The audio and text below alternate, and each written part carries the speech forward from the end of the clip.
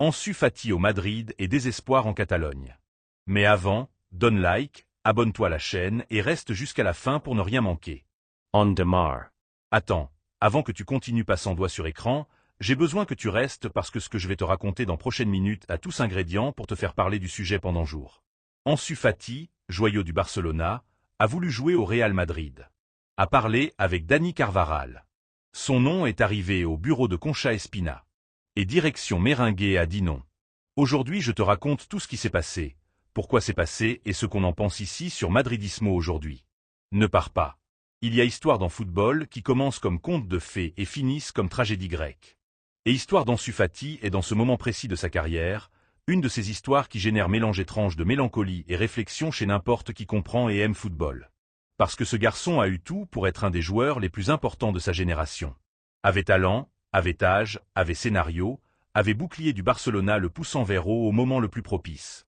Et pourtant, nous sommes là parlant de joueurs de 23 ans dont futur le plus probable est Nottingham Forest, club de ligue anglaise qui lui prépare offre de 15 millions d'euros parce que Barcelona a besoin de le vendre pour cadrer ses comptes maltraités.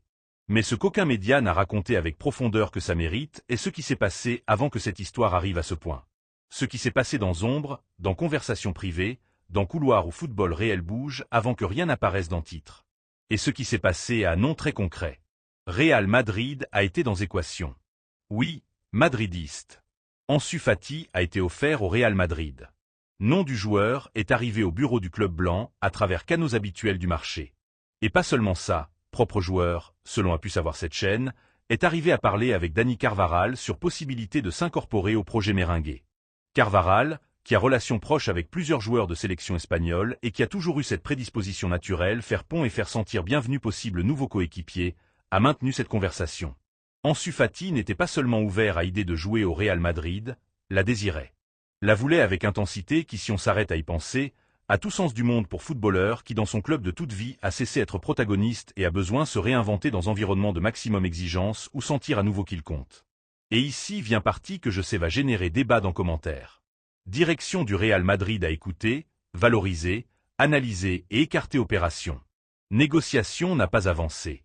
Nom d'Ansu Fati est resté écarté de l'agenda merengue pour ce marché et moi, avec toute honnêteté qui me caractérise sur cette chaîne, je suis complètement d'accord avec cette décision. Complètement sans nuance. Maintenant je t'explique pourquoi.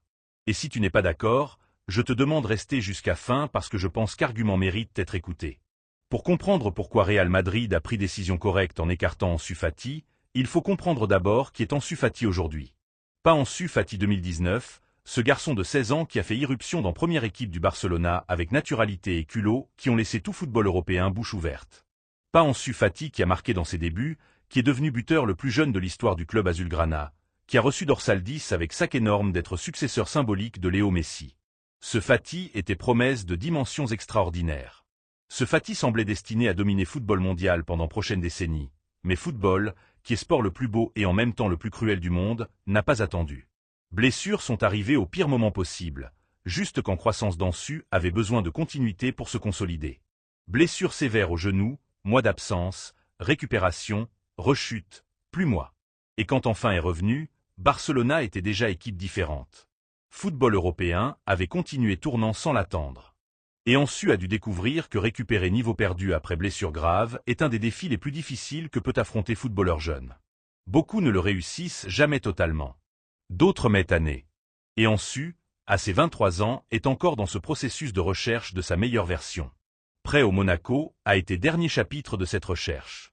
Tentative que changement d'air, pression réduite, environnement différent réveille quelque chose dans le joueur qui au Barcelona ne coulait plus avec naturalité. Et résultat a été, étant généreux, décevant. Monaco ne va pas exécuter option d'achat. Ça signifie qu'expérience française n'a pas fonctionné comme personne attendait. Joueur n'a pas obtenu saut de confiance et continuité dont il avait besoin. Et Barcelona, qui avait déjà clair qu'Ansu n'entrait pas dans ses plans de présent ni de futur, maintenant a problème avec date limite. A besoin vendre, a besoin revenu et marché n'est pas disposé à payer ce qui semblait raisonnable il y a 3 ans pour joueurs de ce profil. Dans ce contexte arrive offre du Nottingham Forest, 15 millions d'euros. Chiffre qui si on la compare avec potentiel qu'Ansu montrait quand avait 16 ans pourrait sembler insulte, mais que dans le contexte actuel du marché, des circonstances du joueur et de l'urgence qu'a Barcelona pour générer revenus, devient proposition que Azulgrana valorise sérieusement. Club anglais voit dans Ansu joueurs avec marge d'amélioration, avec profil qui peut coller dans rythme physique de ligue anglaise, avec talent qui n'a toujours pas explosé au niveau qu'il pourrait. Et Paris risqué, mais Paris finalement. Et ici on revient au Real Madrid et à pourquoi décision de direction blanche me semble non seulement correcte, mais nécessaire. Real Madrid dans ce moment a dans son effectif meilleur joueur du monde dans position d'attaque. Vinicius Junior, qui est un des 2 ou 3 meilleurs footballeurs de la planète dans ce moment, occupe couloir gauche avec autorité que personne dans marché ne peut discuter. Kylian Mbappé, attaquant le plus médiatique et plus complet de sa génération, porte-poids du but et de créativité par centre et par côté droit. Rodrigo Goes, qui avec Arbeloa sur banc, a trouvé continuité et protagonisme qui finissent confirmer qu'est joueur de très haut niveau et derrière eux qualité d'un Bellingham qui peut agir dans position avancée quand système le requiert. Où entre Ansu Fati dans cet écosystème? Réponse honnête est qu'il n'entre pas. Pas parce qu'Ansu est joueur sans talent, ce qui n'est pas le cas, mais parce que Real Madrid n'a pas besoin joueur de rotation avec profil d'Ansu. A besoin joueur qui dans moments grands, dans matchs de demi-finale de Ligue des Champions, dans Clasico, dans rencontres où exigence est à son point maximum, puissent entrer et marquer différence à niveau de titulaire. Et Ansu Fati, dans ce moment de sa carrière, n'est pas en condition de garantir ce niveau. Sa trajectoire récente ne l'avale pas. Son état physique ne le garantit pas et risque d'un investissement qui ne fonctionne pas dans contexte où erreur de marché se paie très cher, tant sportivement qu'économiquement, est trop haut pour club qui gère sa politique de recrutement avec intelligence qu'a démontré Real Madrid ces dernières années. Il y a quelque chose de plus que je veux dire, et je sais que ça peut générer réactions très différentes dans commentaires, alors je veux que vous m'écoutiez jusqu'à fin avant d'opiner. Fait qu'Ansu Fati ait voulu jouer au Real Madrid, qu'il soit arrivé à parler avec Carvajal, que son représentant Jorge Mendes ait sondé terrain à Concha Espina, me génère réflexion qui va au-delà de l'aspect purement sportif. Ansu Fati est joueur élevé au Barcelona.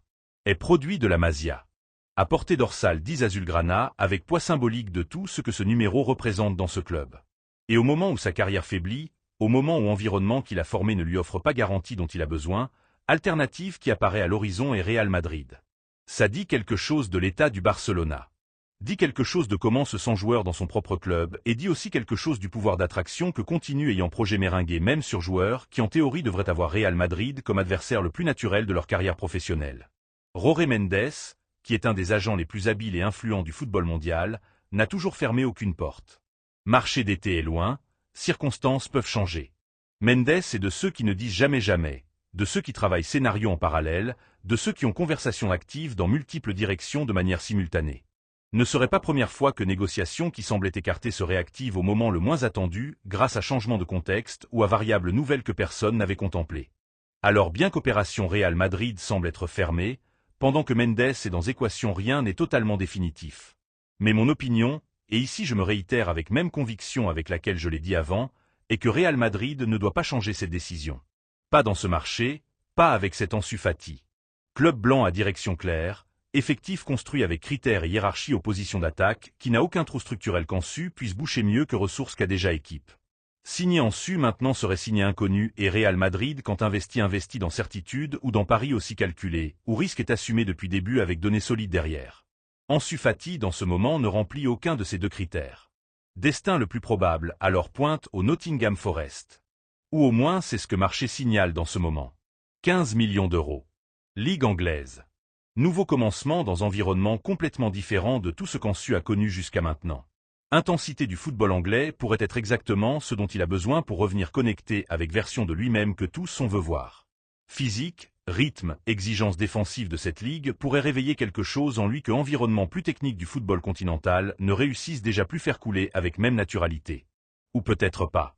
Peut-être histoire d'Ansu Fati continue étant celle d'un talent énorme qui n'a jamais fini se matérialiser de manière que tous on attendait. Pas parce qu'il lui manquait travail ni dévouement, mais parce que football est comme ça de capricieux. Parce que blessures ne préviennent pas, parce que confiance est élément fragile qui quand se casse coûte à reconstruire, parce que parfois contexte, moment, chaîne de circonstances te place dans chemin différent de celui que tu voulais prendre. Quoi qu'il en soit, depuis Madridismo aujourd'hui on lui souhaite meilleur à Ansu Fati, parce qu'au-delà des boucliers et des rivalités, on parle de personnes jeunes qui a vécu pression énorme d'être grande espérance d'un club historique avec tout ce que ça implique, qui est passé par blessures dévastatrices dans années les plus délicates de sa formation comme footballeur et qui maintenant affronte besoin de se réinventer avec maturité et humilité que ce processus requiert. Ça mérite respect toujours. Ce qu'on ne va pas regretter sur cette chaîne, c'est que Real Madrid a pris décision de ne pas entrer dans cette opération, parce que Direction Meringuée a démontré une et autre fois que quand dit non à quelque chose, généralement à raison solide. Et dans ce cas, ces raisons sont à vue de n'importe qui analyse situation avec objectivité. Maintenant je veux savoir ce que vous pensez. Vous pensez que Real Madrid a pris décision correcte en écartant Ansu Fati, ou aurait été pari intéressant pour donner opportunité à Talent qui peut encore donner beaucoup? Laissez-le dans commentaire que j'adore lire vos opinions et je réponds toujours que je peux. Si cette vidéo vous a semblé intéressante, donnez like parce que nous aide énormément à ce que cette chaîne arrive à plus madridistes de tout monde. Abonnez-vous si vous ne l'avez toujours pas fait pour ne manquer aucune nouvelle et cliquez sur nouvelle qui apparaît à l'écran maintenant, parce qu'elle mérite aussi votre attention. C'est Madridismo aujourd'hui. A la Madrid.